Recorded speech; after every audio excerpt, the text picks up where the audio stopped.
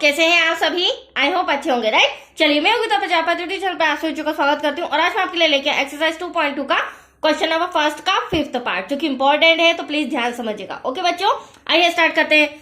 देखिए क्या कहना है, निम्न द्विघात बहुपदों के शून्य ज्ञात कीजिए और शून्यकों तथा गुणांकों के बीच के संबंध की सत्यता की भी जांच कीजिए। तो सबसे पहले हमें इसे सॉल्व करके शून्य ज्ञात करना है, मतलब कि आंसर फाइंड करना है, और जैसे हमारा आंसर आ जाएगा फिर उसकी हमें जांच भी करनी होगी, राइट। तो चलिए, सम स्टार्ट करने के पहले थोड़ा सा बेसिक पॉइंट समझा देती हूँ। द्विघात बहुपद क्या होता है, इससे आपके लिए बहुत ईजी हो जाएगा। देखो बच्चों, द्विघात का मतलब होता है दो घात वाला, बहुपद का मतलब होता है जिसमें एक से अधिक पद हो, ठीक है।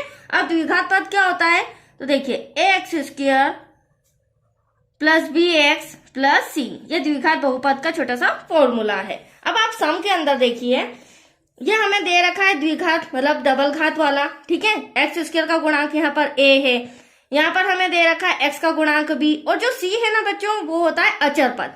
तो आप सम के अंदर देख सकते हैं, हमें ओनली ऑन क्या दिया गया है, डबल घात वाला मतलब द्विघात दिया गया है t²।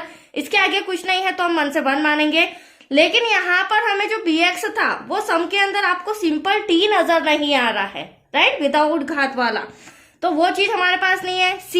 c अचर पद होता है बिना xyz pqrt इसका, तो ये जो c दे रखा है ये हमारे पास है, मतलब कि जो bx है वो हमारे पास अवेलेबल नहीं है। हमारे पास प्रथम पद और अंतिम पद दे रखा है, तो इसी को हम सॉल्व करेंगे और जांच करके बताएंगे, राइट।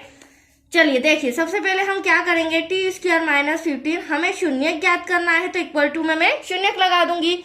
अब शून्यक लगाने से होगा क्या, माइनस का 15 उधर चले जाएगा, तो ये हो जाएगा हमारा प्लस का 15। अगले स्टेप पे हम क्या करेंगे, t ऐसा का ऐसा स्क्वायर हटाएंगे और क्या लगा देंगे, अंडर रूट। तो ये जो 15 है बच्चों, ये किसका हो जाएगा, अंडर रूट 15 हो जाएगा, राइट। अब इसे मैं एक बार प्लस में और एक बार माइनस में लिख सकती हूँ। देखिए कैसे, t equals to under root 15 जो कि प्लस का है, comma t equals to under root 15 जो कि माइनस का है। एनी डाउट यहाँ तक?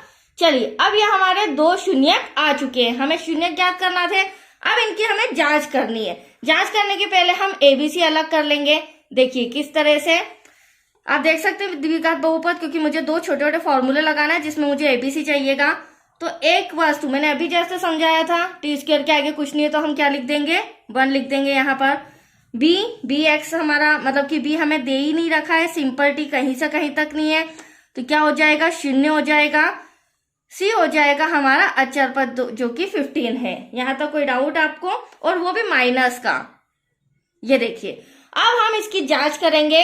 अब देखिए, जांच करने के लिए हमारे पास अल्फा होना चाहिए, तो ये हमारा अल्फा है। फर्स्ट नंबर को हमेशा अल्फा दीजिएगा, सेकेंड नंबर के आंसर को हमेशा बीटा दीजिएगा। तो चलिए, अब हम शून्यकों का योगफल फाइंड करेंगे, जिससे हमारे सम की आंसर की जांच भी हो जाएगी। शून्यकों का योगफल alpha plus beta equals to क्या होता है, इसका मेन फॉर्मूला -b/a। तो अब आप देख सकते हैं, अल्फा बीटा के प्लेस पर मैं 15 - 15 रख देती हूँ, तो यहाँ पर हम लिख देंगे ब्रैकेट लगा के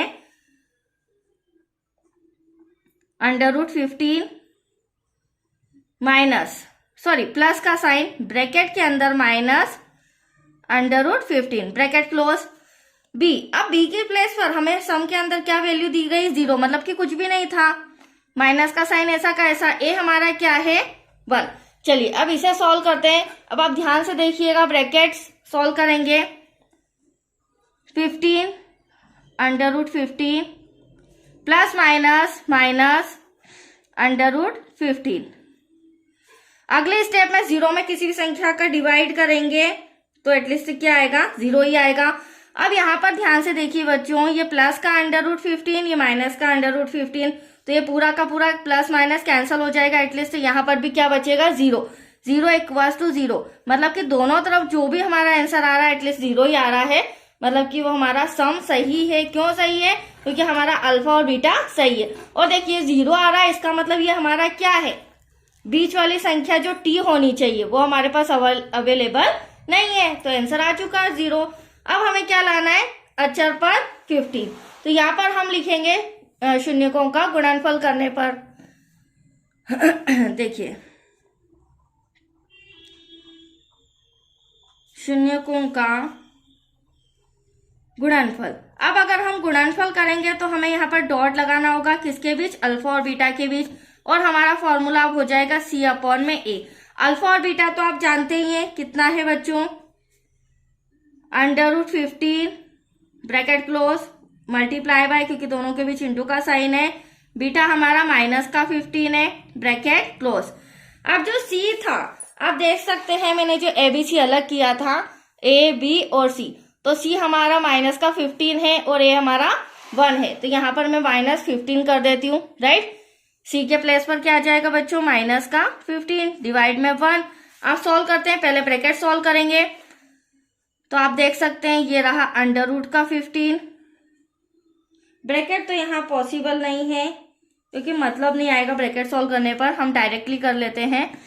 चलिए एक स्टेप और बढ़ा देती हूँ, क्योंकि माइनस का साइन है, हम डायरेक्टली करेंगे तो क्या हो जाएगा, प्लस माइनस माइनस। बट आप देख सकते हैं रूट वाली डिजिट है, मतलब कि √3 का मल्टीप्लाई √3 में, √15 का √15 में, तो रूट से रूट कैंसल, दें सिंपल डिजिट, यही होता है।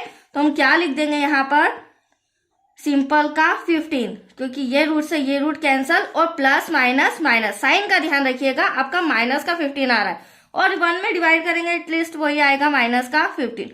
तो आप देख सकते हैं तीसरा जो हमारा था अचर पद -15, दैट्स योर आंसर, वो भी हमारा आ चुका है। तो आया आपको समझ में, ये सब इस तरह से सॉल्व होगा, जांच करके भी मैंने बता दिया है, राइट। तो चलिए नेक्स्ट वीडियो मिलेगा आपको इसी का 6th पार्ट। ओके बच्चों, थैंक यू।